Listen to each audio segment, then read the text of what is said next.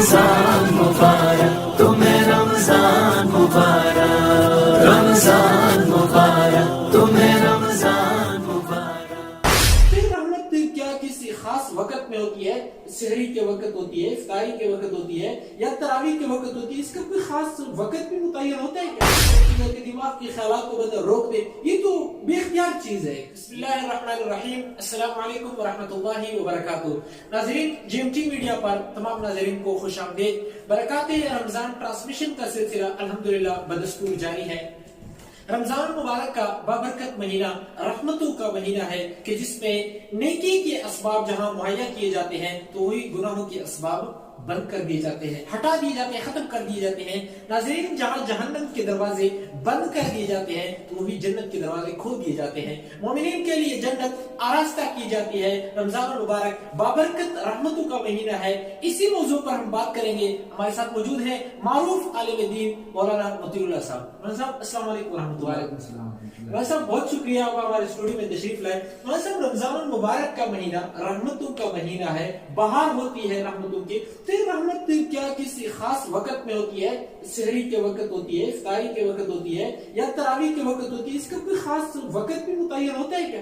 جی، سب سے پہلے تو میں مشکور ہوں جے ایم ٹی میڈیا کا کہ انہوں نے مجھے یہاں بٹھانے کے قابل سمجھا اور مجھ سے بات کرنے کے مجھے جو ہے قابل سمجھا. ویسے تو الحمدللہ اللہ کی رحمت ہر مسلمان پر ہوتی رہتی ہے. روایت میں آتا ہے کہ تہجد کے وقت جو ہے اس وقت اللہ سبحانہ و تعالیٰ کی جو رحمت خاصہ ہوتی ہے وہ آسمان دنیا پر رحمت خاصہ تشریف لے آتی ہے. اور مومن سے سوال ہوتا ہے کہ ہے کوئی ایسا بندہ جو مغفرت طلب کرنے والا ہوتا ہے کہ اللہ سبحانہ و تعالیٰ اس کی مغفرت کرے، اور ہے کوئی ایسا بندہ کہ جو روزی کی طرف سے مشکل میں ہو اور روزی طلب کرے اور اللہ سبحانہ و تعالیٰ اسے روزی عطا فرمائے.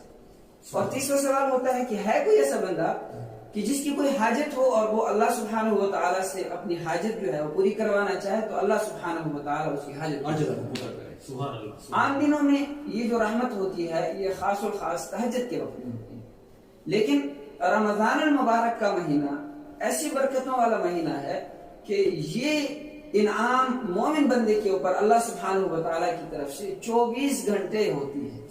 یعنی ہر وقت، چاہے وہ صبح ہو، چاہے وہ شام ہو، چاہے وہ تراویح کا وقت ہو، چاہے وہ اذکار کا وقت ہو، ہر وقت اللہ سبحانہ و تعالیٰ الحمدللہ ایسا ہی ہے. یہ روزہ رمضان المبارک کا اہم فریضہ جو ہے وہ روزہ ہے.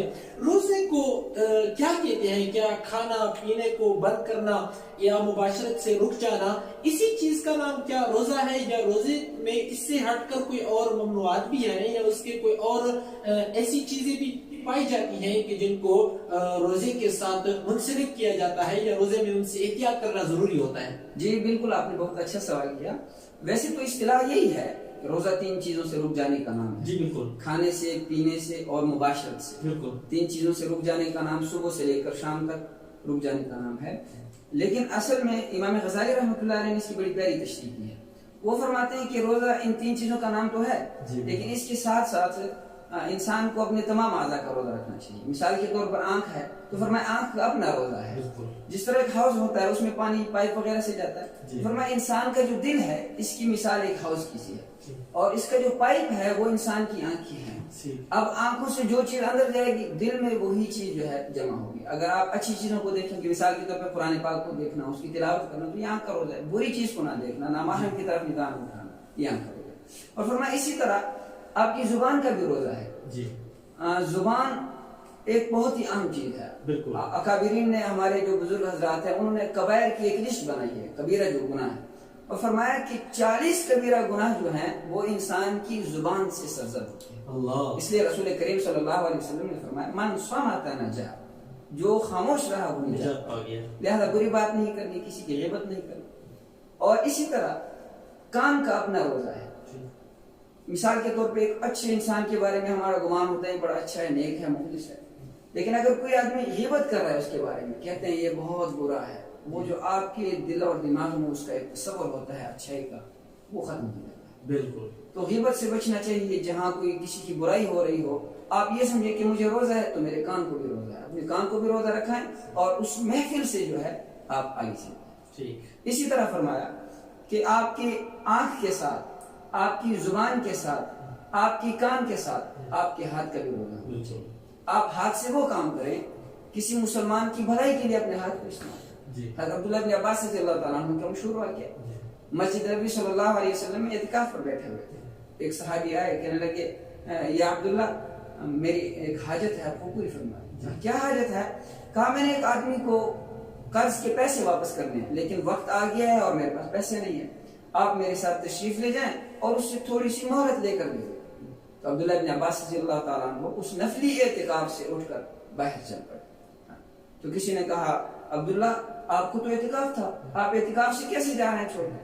تو حضرت عبداللہ بن عباس رضی اللہ تعالیٰ عنہ نے روزہ رسول صلی اللہ علیہ وسلم کی طرف اشارہ کر کے فرمایا. اس وقت چونکہ مسجد نبی اور روزہ رسول جو ہے وہ مسجد نبی سے باہر تھا, تو مسجد سے نکلے اور روزے کی طرف اشارہ کر کے فرمایا اور آنکھوں میں آنسو بھر آیا اور فرمایا ابھی زیادہ دیر نہیں ہوئی میں نے اس قبر والے صاحب رسول اللہ صلی اللہ علیہ وسلم سے سنا ہے کہ اگر ایک مسلمان کسی دوسرے مسلمان کی کوئی حاجت پورے کرنے کی پرخلوص کوشش کرتا ہے, اپنے ہاتھ کو استعمال کرتا ہے, کوشش کرتا ہے, تو اللہ سبحانہ و تعالیٰ اسے 10 سال نفلی اعتکاف سے زیادہ دیتا ہے.